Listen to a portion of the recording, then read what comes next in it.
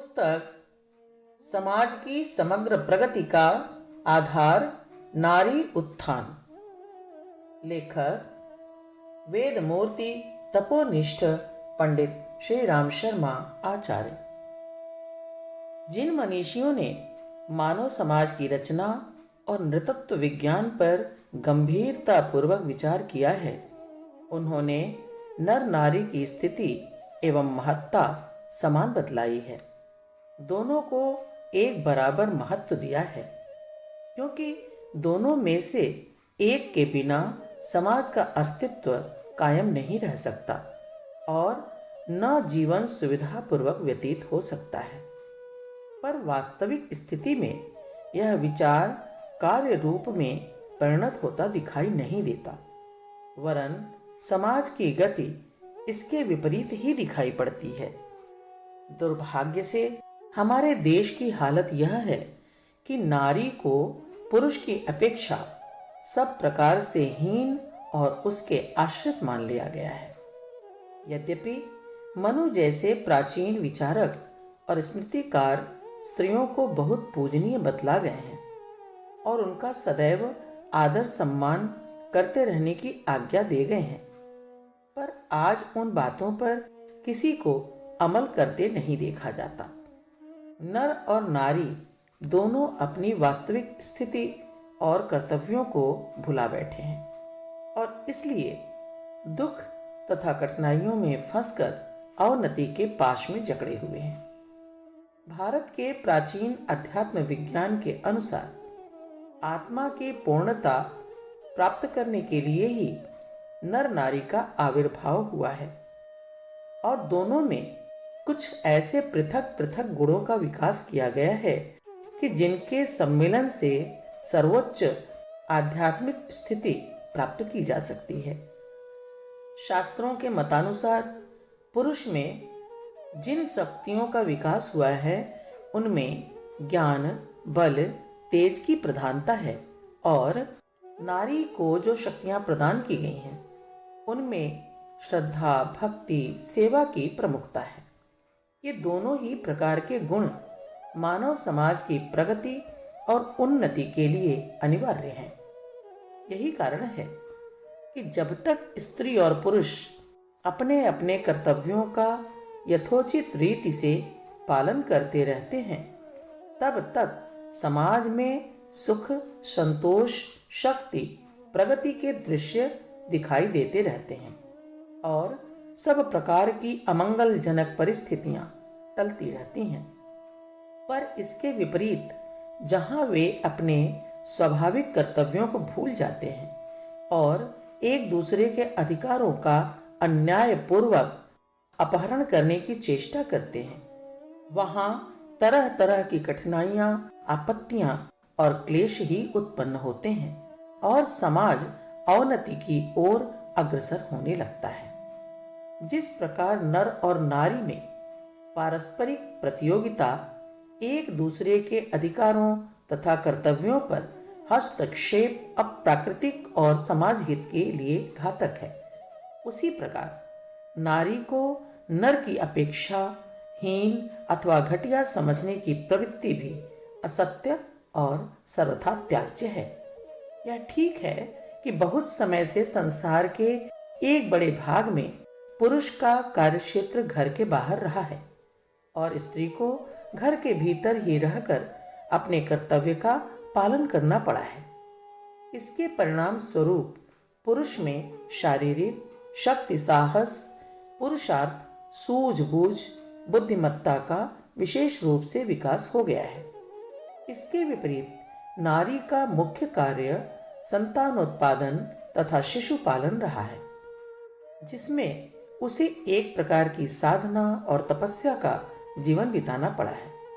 संतान के लिए माता को कितना त्याग करना पड़ता है और अनेक बार बलिदान तक कर देना पड़ता है, यह बात किसी से छिपी नहीं है।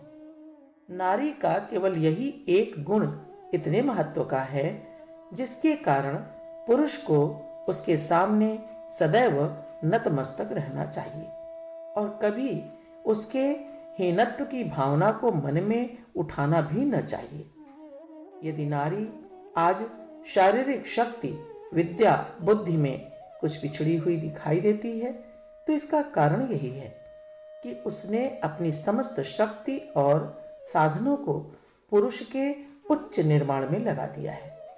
इस स्थिति में उसमें हीनात्मा की कल्पना करना विवेक शून्यता के सिवाय और कुछ नहीं कहा जा सकता। साथ ही यह भी प्रत्यक्ष है कि जहां कहीं अवसर मिला है, आवश्यकता पड़ी है, अनेक नारियों ने बड़े से बड़े कार्यों को पूर्ण योग्यता से कर दिखाया है। उस समय उनकी शक्ति, प्रतिभा और योग्यता का लोहा पुरुषों को भी मानना पड़ा है। विदेशों की बात तो छोड़ दीजिए, यहाँ किसी समय नारियों के राज्य भी कायम थे और वे पुरुषों को अपने नियंत्रण में उसी प्रकार रखती थीं और अब तक भी रखती हैं जिस प्रकार हमारे यहाँ स्त्रियों को रखा जाता है। हमारे देश में भी समय समय पर ऐसी नारियां होती आई हैं जिन्होंने आवश्यकता पड़ने पर पुरुषों से भी अधिक शौर्य, वीरता, बुद्धिमत्ता, आध्यात्मिकता का परिचय दिया है और इस प्रकार यह सिद्ध कर दिया है कि वास्तव में नारी किसी दृष्टि से हीन नहीं है, वरन उसने समाज के कल्याण, हित, सुव्यवस्था के लिए वर्तमान स्थिति को स्वीकार किया है। इसके लिए समाज को उनका सदैव कृतज्ञ होना चाहिए। उनके दर्जे को किसी प्रकार नीचा समझने की बात तो घोर मूर्खता और अज्ञान का परिचायक ही है। फिर भी संयोग और परिस्थितियों के कारण वर्तमान समय में हमारे देश में नारियों की जो स्थिति है वह न तो उनके लिए शोभनीय और सुखद है और न समाज के लिए सम्मानजनक और कल्याणकारी है। आज अधिकांश पुरुषों की यही धारणा बन गई है कि नारी का स्थान केवल घर के भीतर है और उसका काम पुरुष की कामुकता की भूख को शांत करना, संतान पालन, भोजन बनाना तथा घर की सेवा के अन्य कामों को करना है। वे यह भी समझते हैं कि चूंकि पुरुष धन कमाकर लाता है इसलिए स्त्री उसकी आश्रित है और उससे उसकी प्रत्येक आज्ञा को बिना ननुनच किए मानना चाहिए। कितने ही लोग तो स्त्री का धर्म ही यह बतलाते हैं कि सब प्रकार के सुख दुख, मान अपमान व कष्टों को सहकर भी वह पति व परिवार की सेवा में पूर्णतया संलग्न रहे। ऐसे पुरुषों की भी कमी नहीं है जो स्त्रियों को बहुत दबाकर कठोर नियंत्रण में रखने के पक्षपाती हैं, जिससे उनमें अधिकारों का अथवा आत्मसम्मान का भाव पैदा न हो जाए और वे उनके अन्यायों का विरोध न करने लगे। इस प्रकार की विचारधारा का परिणाम यह हुआ है कि इस देश की बहुसंख्यक स्त्रियां अत्यंत दुर्दशा को प्राप्त हो गई हैं। उनको सैकड़ों वर्षों से पर्दे के भीतर कैदी की तरह रखा जाता है। उनको पढ़ना लिखाना बुरा समझा जाता है, जिससे उनका सांसारिक ज्ञान बहुत कम रह जाता है और अवसर पड़ने पर वे अपने आवश्यक कामों को ठीक ढंग से पूरा करने में असमर्थ रहती हैं। यदि पति की असामयिक मृत्यु हो जाए तो ऐसी स्त्रियां उनके चलते हुए कारोबार, व्यापार, जायदाद आदि की स्वयं व्यवस्था नहीं कर सकती। उनको विवश होकर किसी पास के या दूर के पुरुष संबंधी का सहारा लेना पड़ता है, जो प्रायः उनको लूटकर अपना घर भरने का ही प्रयत्न करते हैं। इतना ही नहीं, समयोचित ज्ञान के अभाव और मानसिक संकीर्णता के कारण वे अपने परिवार तथा घर की उचित व्यवस्था भी नहीं कर पाती। प्रायः पारस्परिक झगड़ों, वस्त्राभूषणों में अन्य लोगों की प्रतियोगिता, दिखावटी रीति रस्मों में अंधाधुंध खर्च करके वे घर की आर्थिक स्थिति को निर्बल बना देती हैं। अज्ञान और अविद्या के कारण ही वे सब प्रकार के अंधविश्वासों में अधिक फंसती हैं तथा पंडित, पुजारी, स्याने, ओझा आदि के चक्कर में पड़कर हर तरह से ठगी जाती हैं। इस प्रकार वे स्वयं तो दुखी पीड़ित होती ही हैं, साथ ही सब घर की हानि और कष्टों में भी वृद्धि करती हैं। पर जिस अज्ञान और अंधकार की दशा में उनको रखा गया है, उसमें इसके सिवाय उनसे अन्य प्रकार की आशा भी कैसे की जा सकती है। सर्वांगीण प्रगति से ही हमारा शरीर समुन्नत हो सकता है। यदि शरीर के विभिन्न अंग एक साथ उन्नति न करें या कोई अंग बिल्कुल अछूता ही रहे तो शरीर कुरूप बन जाएगा, उसकी कीमत गिर जाएगी और संतोषजनक परिणाम संभव नहीं होगा। जैसे पैरों में एक पैर मोटा और एक पैर पतला हो जावे तो क्या वह आदमी अपने जीवन में उन्नति कर पाएगा? कदापि नहीं। उसी प्रकार धन का भी है। धन से भौतिक वस्तुओं का खरीदना संभव है, लेकिन व्यक्तित्व नहीं खरीदा जा सकता। परिवार में आर्थिक उपार्जन कर लिया जाता है और संभव भी है, लेकिन उसके साथ साथ शारीरिक, मानसिक और बौद्धिक विकास की ओर ध्यान नहीं दिया गया तो वह धन मात्र कलंक की जड़ बन जाएगा और परिवार को गर्त में गिरा देगा। धन की उपयोगिता है, यह हमारे जीवन में आवश्यक भी है। धनोपार्जन किए बिना हम उन्नति नहीं कर सकते, लेकिन धन केवल जीने के लिए है, न कि संचय के लिए। यदि धन इसके बावजूद भी कुछ बचा रहता है तो उसके सदुपयोग की बात सोचनी चाहिए। कहा गया है कि 100 हाथों से धनोपार्जन कर और 1000 हाथों से दान कर। धन कमाना सरल है, लेकिन उसका सदुपयोग करना अति दुस्तर काम है।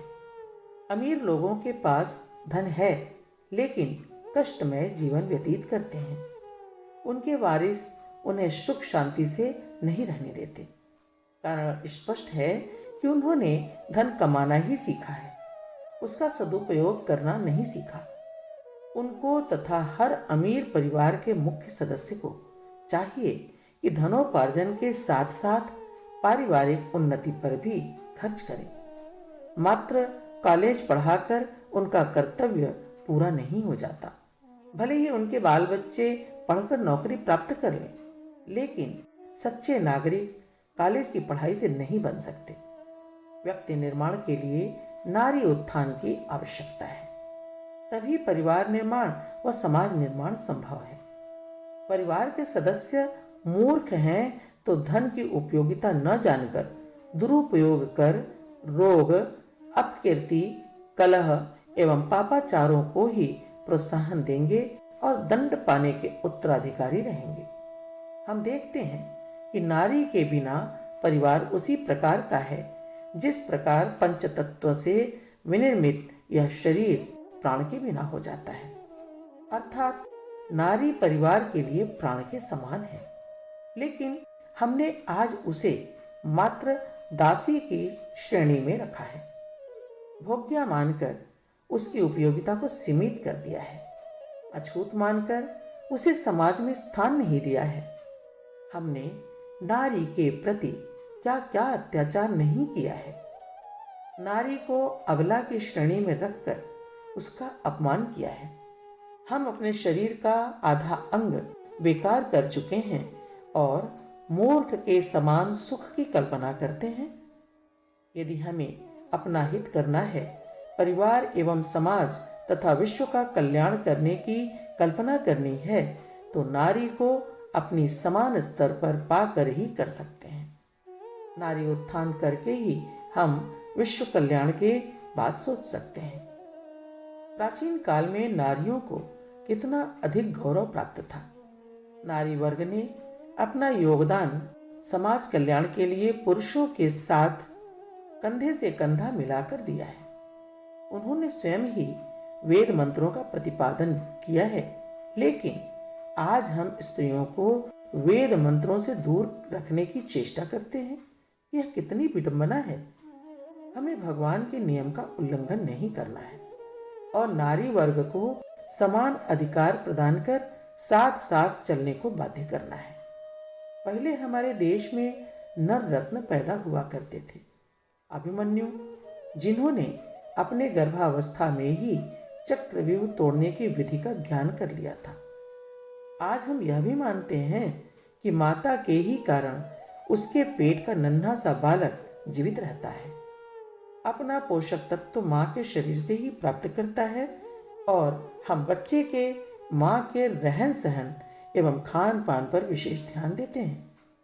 आज हमें राम, कृष्ण, अभिमन्यु, हनुमान आदि की आवश्यकता है, तो हमें कौशल्या, देवकी, सुभद्रा और अंजलि जैसी माताओं की भी तलाश करनी होगी।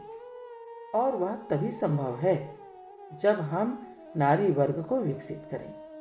आज की नारी श्रवण कुमार, भरत, लक्ष्मण जैसे पुत्र पैदा करने में असमर्थ है और इसका एकमात्र कारण है नारी वर्ग को विकसित न होने देना। जब नारी ही समुन्नत नहीं है तो सुसंतान की प्राप्ति मात्र ख्वाब ही होगा जो कभी पूरा होने वाला नहीं है। नारी उत्थान को प्रथम स्थान देना अति आवश्यक है, क्योंकि नारी के विकास से सभी समस्याएं स्वयं ही हल हो जाएंगी। भिक्षुक समस्या को ही ले लीजिए। भिक्षुकों की पैदाइश जन्मजात नहीं होती। माँ यदि अशिक्षित है, संस्कार रहित है, तो उसका बच्चा भी कुसंस्कारी ही होगा और माँ को भी गर्त में गिरा डालने की भावना रख सकता है। हमें रूढ़िवादी प्रथाओं को मिटाना होगा। यदि हम सच्चे मायने में माता, बहन, पत्नी को सुख देने की चाह रखते हैं, क्या हमने कभी सोचा है कि हमारे मरने के बाद पत्नी, बेटी जो कभी घर से बाहर नहीं निकले, उनकी क्या दशा होगी? संपत्ति 2 दिन की मेहमान है, कल चली जाएगी। पुरुषार्थी का ही संसार में रहना योग्य है। अस्तु नारी वर्ग को पर्दा प्रथा से दूर रखना चाहिए। प्राणी मात्र के लिए सारा विश्व एक परिवार के समान है, अतः पर्दा करने की तनिक भी जरूरत नहीं है। नारी वर्ग को इतनी तो कोशिश करनी ही चाहिए कि समयानुकूल नारी अपने पैरों पर खड़ी हो सके और दूसरों के सामने हाथ न फैलाना पड़े। दहेज प्रथा भी नारी वर्ग के लिए एक अत्याचार है। नारी अशिक्षित है, आत्मनिर्भर नहीं है, तो शादी करने वाला वर पक्ष दहेज मांगता है। यह कितनी शर्म की बात है। हमें चाहिए कि नारी उत्थान के कदम बढ़ाएं। प्रत्येक मनुष्य अपने घर के नारी वर्ग को सुशिक्षा प्रदान करे, तभी दहेज प्रथा को जड़ से नष्ट किया जा सकता है। इस प्रकार हम देखते हैं कि नारी उत्थान का महत्व अथाह समुद्र के समान गहरा है। उसके विषय में जो भी कहेंगे थोड़ा ही है, लेकिन मुख्य बात यह है कि हमें आज ही से नारी जागरण का कार्य शुरू कर देना चाहिए, तभी विश्व कल्याण कर सकना संभव हो सकता है।